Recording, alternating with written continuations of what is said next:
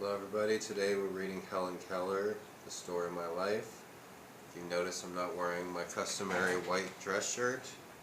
Instead I'm wearing a purple shirt, but that's because I need to do laundry and should do. Chapter 10, Helen Keller, Story of My Life. Just before the Perkins Institution closed for the summer, it was arranged that my teacher and I should spend our vacation at Brewster on Cape Cod with our dear friend Mrs. Hopkins. I was delighted, for my mind was full of the prospective joys and the wonderful stories I had heard about the sea. My most vivid recollection of that summer is the ocean.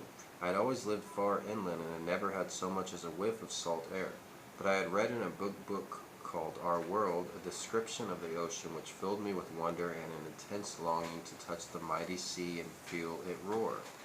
So my little heart leaped high with eager excitement when I knew that my wish was at last to be realized. No sooner had I helped into my bathing suit than I sprang out upon the warm sand and without thought of fear plunged into the cool water.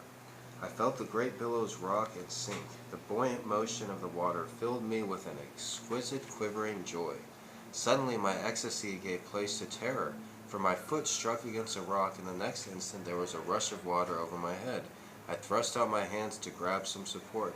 I clutched at the water and at the seaweed which the waves tossed in my face, but all my frantic efforts were in vain. The waves seemed to be playing a game with me and tossed me from one to another in their wild frolic. It was fearful. The good, firm earth had slipped from my feet, and everything seemed shut out from this strange, all-enveloping element, life, air, warmth, and love. At last, however, the sea, as it weary of its new toy, threw me back on the shore, and in another instant I was clasped into my teacher's arms. Oh, the comfort of the long, tender embrace! As soon as I had recovered from my panic sufficiently to say anything, I demanded, "Who put salt in the water?" After I had recovered from my first experience in the water, I thought it great fun to sit on a big rock in my bathing suit and feel wave after wave dash against the rock, sending up a shower of spray which quite covered me.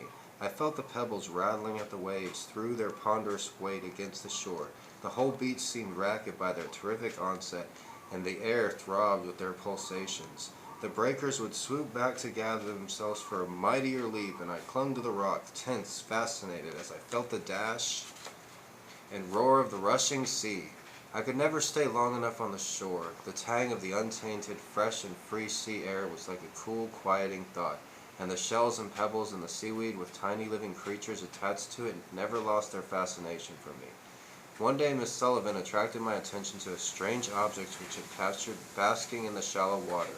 It was a great horseshoe crab, the first one I had ever seen. I felt of him and thought it very strange that he should carry his house on his back. It suddenly occurred to me that he might make a delightful pet, so I seized him by the tail with both hands and carried him home. This feat pleased me highly, as his body was very heavy, and it took all my strength to drag him half a mile. I would not leave Miss Sullivan in peace until she had put the crab in a thurrow near the well where I was confident he would be secure. But next morning I went to the thurrow, and lo, and he had disappeared. Nobody knew where he had gone or how he had escaped.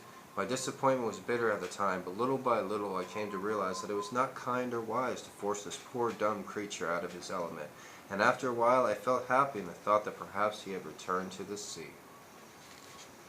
She ends that chapter 10, with a warm story about a pet similar to the songbird that she received for Christmas a couple years back, and it's just a delightful story.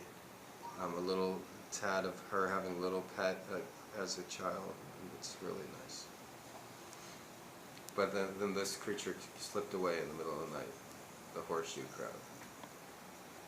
And that was Helen Keller, Story of My Life, Chapter 10. Read by Gregory Brandt. That's me. You're good at reading, huh?